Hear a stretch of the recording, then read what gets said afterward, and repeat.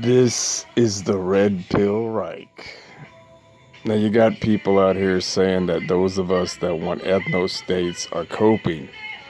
This is not only dumb, but it's actually in reverse. Those that don't want ethno-states are coping. Now, as I've said in other videos, it's perfectly natural for people to prefer their own race, and it's hardwired in us. Genetic similarity theory, kin selection, group selection, inclusive fitness, all these prove this. To care about your own people, prefer your own people, and want to see your own people proliferate and your genetic interests and genes continue on and proliferate is perfectly natural. Not to want to do that would be abnormal. This is perfectly natural. And it's perfectly natural to segregate. And if you're going to have your own population group proliferate and expand, well, you need territory. Even animals mark their territories. They need their territory for their group. This is perfectly natural. And it's, by extension, that would be an ethno-state. In modern day, that would be an ethno-state or a nation for just your fucking people. And anything that's natural isn't coping. For people to want to do what's natural is not fucking coping. For somebody not to want to do that, there's some reason for it. People within your fucking group that doesn't want an ethno-state, well, these are spiteful mutants. That means they're high mutation loaded genetic garbage that should have been eliminated from the gene pool. Now, if these people don't want ethno-states, because they know they'd be dead ends. They would never reproduce in a natural environment. If they even survived, nobody would have anything to do with them. So it's best that they stay with this fucked up society we have now and not have an ethno-state for their own genetic survival.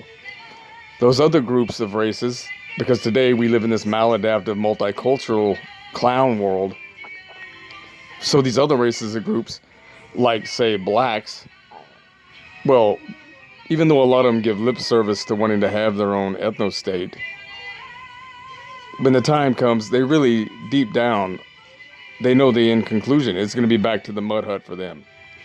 So, even though they hate us, and they would like to separate, they have a better quality of life around us. So they cope. They'd rather cope and stay and say, oh, we don't need ethno-states because they have a better quality of life, than to separate and be back to the mud hut. So these are the copers. The ones that don't want ethno-states are the fucking copers. Now you got another guys that want to say that, like this is some kind of gynocentrism. Makes no sense. But if you're talking about Christian conservative traditionalism, yes, I would agree. That is gynocentric. The Christian part. Okay. Christianity has been maladaptively socially engineering Europeans for 2,000 fucking years. Okay, it's a part of an element of another culture. I'll just say the Jays. It's part of their culture. It's their memetics that has been introduced into Europe 2,000 years ago and has been maladaptively socially engineering Europeans for 2,000 fucking years. Things like turn the other cheek, love thy enemy. We got to help the downtrodden and the weak and lift them up because, everybody's equal in God's eyes, even if they're genetic garbage.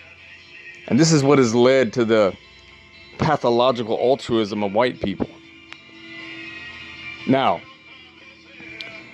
yes, so this Christian nonsense like monogamy, yeah, I agree, that is gynocentric. Okay, that would be. But prior to the Christian infection into European culture, this memetics from another culture of people, the European civilizations were not gynocentric, and there was no, the tradition back then would be non-gynocentric, like in the days of the Spartans. If they had anybody born with any genetic fuck-ups, they put them, any babies that were defected, they put them out in the desert for the wolves to eat. And we think that's barbaric, but it's very eugenic. Okay, back then it was might is right, the strong survive, and, things like that. And that's how it was. Any civilizations that crumbled back then was not due to spiteful mutants. Spiteful mutants were oppressed and didn't have shit. If they lived, they just lived and they lived out their lives and they died and they didn't do shit. Nobody reproduced with them. They were dead ends. Like in the days of the Egyptians didn't collapse because of spiteful mutants. They collapsed because of other racial groups, because of a group strategy similar to the JQ strategy, that group strategy that Kevin McDonald talks about in his model. But it's not just those guys that have a group strategy. Every race does. The Nubians overflooded Egypt. They took over eventually, and it collapsed because they didn't produce the civilization and they weren't able to maintain it because they didn't have the intelligence to do it. That's why civilizations collapsed back then. It wasn't due to fucking spiteful mutants, because the spiteful mutants were held down, as Nietzsche talked about. These shit people, these slave class, which are the genetic fuck-ups, didn't have shit.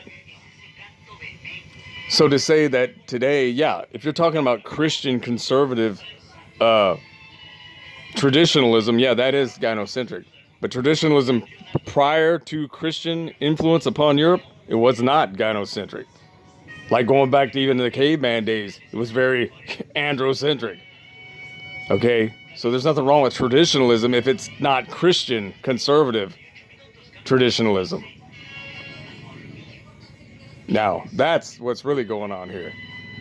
And so, yeah, there's nothing fucking coping about wanting to have ethno-states. It's perfectly natural. And if it's natural, it ain't fucking coping. Anyway, until next time, ciao.